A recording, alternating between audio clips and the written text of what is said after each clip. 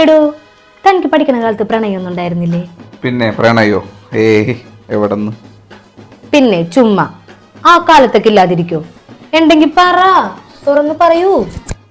ഇല്ലടി, ഇല്ലാഞ്ഞിട്ടല്ലേ. ഓ, ഇല്ലെങ്കി വേണ്ട, ഞാൻ ചോദിച്ചെന്നുള്ളൂ. പാവം, ഉണ്ടായിട്ടുണ്ടാവൂല. ഒരെണ്ണം ഏ ഒരെണ്ണം ഉണ്ടായിരുന്നു 9ാം ക്ലാസ്സിൽ പഠിക്കുമ്പോ. എന്നിട്ടത് 9ാം ക്ലാസ് കഴിഞ്ഞപ്പോ അവള് സ്കൂള് മാറിപ്പോയി. അച്ചോടാ പാവം. പിന്നെ 10ാം ക്ലാസ്സിൽ വെച്ചൊരെണ്ണം ഉണ്ടായിരുന്നു. അത് 6 മാസം പോയുള്ളൂ. ഞങ്ങൾ മ്യൂച്വൽ അണ്ടർസ്റ്റാൻഡിൽ പേര് പിരിഞ്ഞു.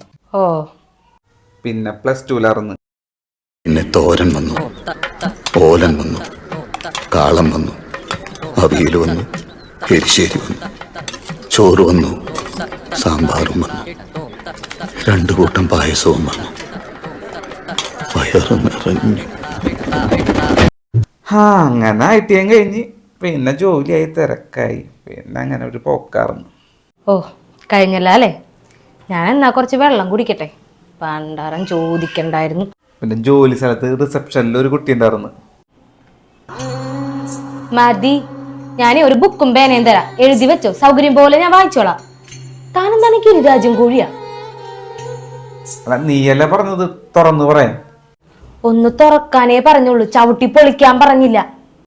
ഇതാണ് ഞാൻ തുറക്കാത്തത്. എന്റെ ദൈവമേ, മനുഷ്യന്റെ മനസ്സമാധാനവും പോയി.